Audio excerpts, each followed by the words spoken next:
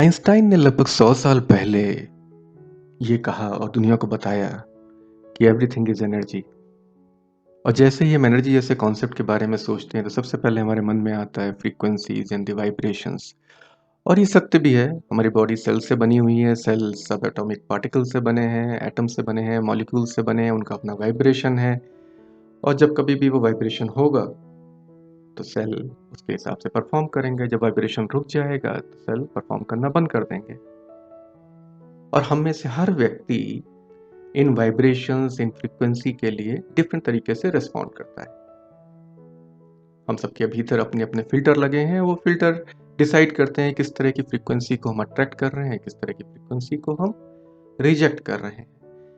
Nikola Tesla, इन्होंने भी लगभग कुछ ऐसा ही बोला था कि अगर आप एक सर्टेन टाइप ऑफ फ्रीक्वेंसीज को जो कि हमारी बॉडी के साथ इंटरफेयर करती है उसको आप एलिमिनेट कर दें तो आपकी डिजीजेस से लड़ने की प्रतिरोधक क्षमता बढ़ जाती है। यानी आप अपने फिल्टर्स को ऐसा बना लीजिए कि वो फ्रीक्वेंसीज जो आपकी नेचुरल बॉडी की फ्रीक्वेंसी के साथ अलाइनमेंट में नहीं है उनको आप रिमूव कर दीजिए और आप बेटर स्टेट में होंगे। ब्रूस ताइनो एक और फेमस रिसर्चर हैं। उन्होंने भी ये पाया कि एक हेल्दी बॉडी लगभग 62 टू 70 मेगा हर्ट्ज पे रेजोनेट करती है।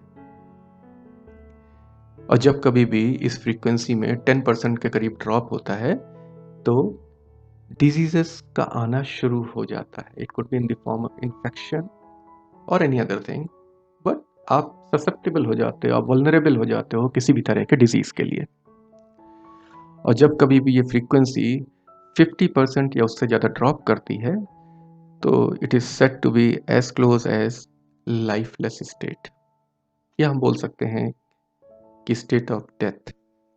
अगर हम इसको सेल्स के परपेक्ष में देखें तो हर सेल वाइब्रेट कर रहा है। और अगर उसके वाइब्रेशन में भी 10% का ड्रॉप हो गया तो सोचिए कि क्या वो सेल परफॉर्म करेगा।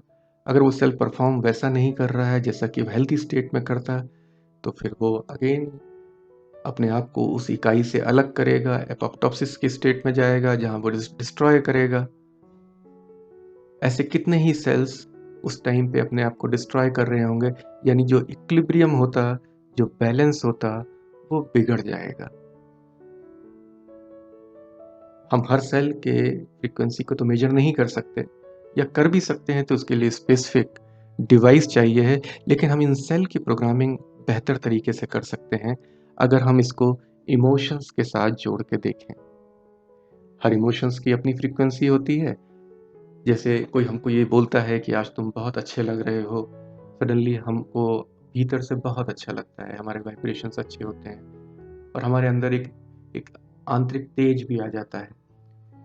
उसी तौर पे अगर देखें, हर इमोशंस का अपना इफेक्ट है हमारे ऊपर। अगर हम स्टेट ऑफ पीस में होंगे जैसा कि नॉर्मली लोगों ने मेडिटेशन के स्टेट में देखा है, या हम जॉय की स्टेट में हों, if we are in love, या हम एक ऐसी स्टेट में हों जो कि पॉजिटिव स्टेट कही जाती है, तो फ्रीक्वेंसीज अच्छी होंगी, फ्रीक्वेंसीज बेहतर होंगी और हमारी फ्रीक्वेंसी और हमारे सेल की फ्रीक्वेंसी एक दूसरे के साथ रेजोनेट करेगी।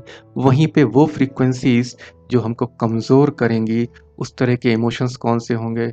कभी हमें अपने ऊपर घमंड आ जाए, किसी बात पे गुस्सा आ जाए, या हम डरे हुए हैं, या हमारा सेल्फ एस्टीम बहुत पुअर है, हमें ग्रीफ है, किसी तरह का सदमा लगा हुआ है या दुख है, या ऐसी कोई भी चीज़ जो हमको प्रभावित करती है, वो डिसाइड करेगी कि हमारा माइंड स्टेट क्या होगा, हमारा इमोशन स्टेट क्या होगा, और वो इमोशन स्टेट डिसाइड करेगा कि हमारी ओवरऑल हेल्थ स्टेट क्या होगा।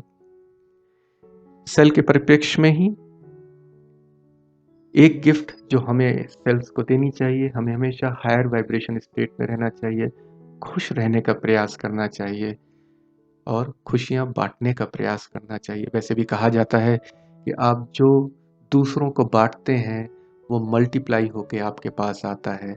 आप सोचिए, अगर आपने सेल्स को एक बार एक पॉजिटिव इमोशन दिया तो कितने ट्रिलियन सेल्स आपको वही इमोशन, वापस करेंगे, कितने गुना ये बढ़ के आपको वापस मिल रहा होगा।